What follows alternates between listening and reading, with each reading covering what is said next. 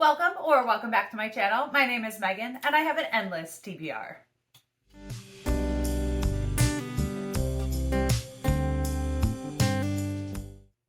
So many folks are coming out with their 23 books that they want to read in 2023, whether those are new releases that they're anticipating or backlist books that have been sitting on their shelves. But I kind of can't commit to reading an additional 23 books, even though I have so many books on my shelf that I should be reading. I have limited my selection to 12. So hopefully I can read an average of one of these books per month and be able to move through the entire TBR by the end of this year. I'm also not self-destructing these books, so folks will say I'm going to read these in the next year or I have to unhaul them. I'm not going quite to that level. I just have these at the top of my TBR list and hope to get to them this year. So I have a mix of short story anthologies, a couple nonfiction titles, and a couple of fiction books. And let's jump right in and see what I pulled. The first is a YA historical fiction book. This is Between Shades of Grey by Ruta Sepetys. I've read from Sepetys before and really enjoyed her writing style and the way that she has focused her historical fiction on characters and settings that we don't always hear about. This is set in World War II, but we are in Lithuania, and it takes place I think en route to a Siberian prison camp. So it's a different take on a World War II historical fiction novel than the, I guess, standard narrative. And I'm interested to see what Sepetys does with this. The next is a book that I've had for an embarrassingly long amount of time. This is Raw Blood by Catriona Ward. This is actually the first book that she wrote. It was published in 2015, and this is a UK edition. I had to order it from Book Depository because I kept hearing about it from all the British YouTubers, but I couldn't get my hands on it. So I ordered it, and I have yet to read it. It's gothic and is blurbed by Claire Fuller, who wrote Our Endless Numbered Days, and I thought was much darker than I had anticipated that novel being, and Adam Neville, who wrote The Ritual and apparently writes some really dark horror stuff. I've yet to read from this author, but this is the one I got on my shelf, and I'm ready. I apparently have a whole bunch of historical fiction novels on this list because the next is Season of Storms by Susanna Kearsley.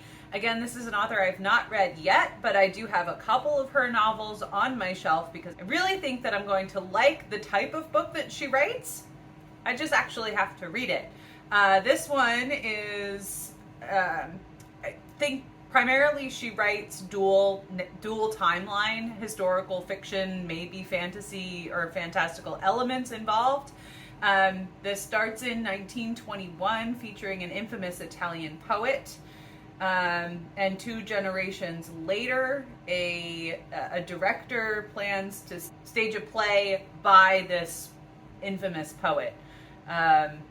It looks dramatic and romantic, and I'm looking forward to it. The next book is one that has a film adaptation that I've heard nothing but good things about, but I tend to feel like I have to read the book first, and it's got a really heavy subject matter. So I do have We Need to Talk About Kevin by Lionel Shriver on this list. I'm unsure of how I'm going to feel about this, and I don't know that I would like Lionel Shriver as a person. So that's also putting sort of a weird slant on my views on this book. I will let you know if and when this comes up in my TBR, what I think overall. I have a tendency to take recommendations from friends of mine, friends of whom I trust with book recommendations, fellow book professionals. I take these recommendations, I file them away, and I don't actually read them. But I do think I'm going to love The Rook by Daniel O'Malley, which is a book that was recommended by a friend of mine. Every time she tells me to read a book, I don't do it. Then she hosts a book club where I have to read it, and then I'm like, why did I wait so long to read this book? I don't know if this will come up in a book discussion, but This is a book that this friend has recommended to me. It's been sitting on my shelf for far too long, and it's got some mix of fantasy and conspiracy and intrigue and maybe secret societies or secret police forms or something. And the last, I think the last book in the trilogy just released a couple weeks ago. So it's about time I got caught up. I believe I mentioned this one in my New Year's tag of books that I've been meaning to get to. I gotta put this on the list. N.K. Jemisin's The Fifth Season. I have access to the audiobook. I'm really intimidated to read this, but all I hear are really good things, so I just have to take my time, get into it, and get it done, because I have been putting off reading other books by N.K. Jemisin because I haven't read this one, and this is where I want to start. I'll throw a nonfiction title in here. I would really like to get to Underland by Robert McFarlane in 2023. This is a nonfiction science book exploring the Earth's underworlds as they exist in myth, literature, memory, and the land itself. So it is a science and nature book, but I really liked the idea of viewing it through the lens of myth and literature and how that informs our history. And I just thought the topic was really interesting, that I wanted to read the book, even though science nonfiction isn't necessarily my go-to genre, as you can tell from the other books on this list. The next is a short story collection by Carmen Maria Machado. This is Her Body and Other Parties. I've had this book sitting on my shelf for a really long time. I did have the opportunity to read Machado's memoir this year, In the Dream House. If you have not read that, it is astounding. The way that Machado plays with form is really intriguing, and the way that that affects the narrative. Even though I read her memoir, so it's a true account, the way that she plays with form is what makes it really interesting as a piece of literature. And I think she does similar tricks with form and the way that these stories are structured, that I would really like to give this a shot.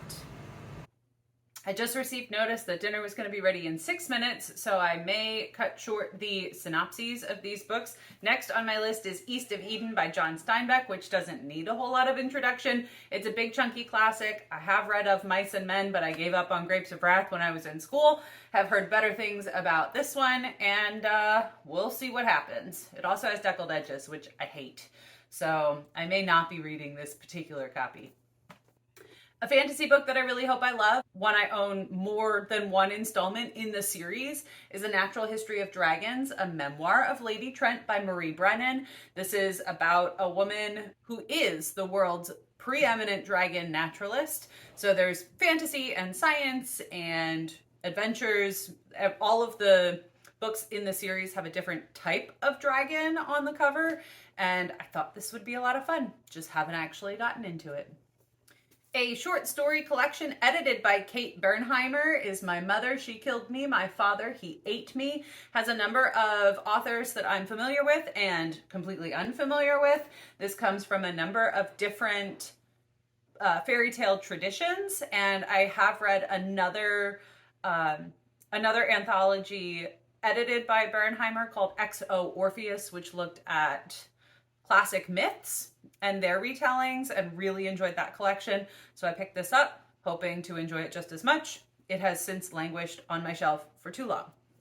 Finally is the true crime classic, Anne Rule's The Stranger Beside Me. This is Anne Rule's account of knowing and working beside Ted Bundy before his crimes were made public. And it's a lot bigger than I thought it was, but I'm hoping to get access to the audiobook and see what makes this so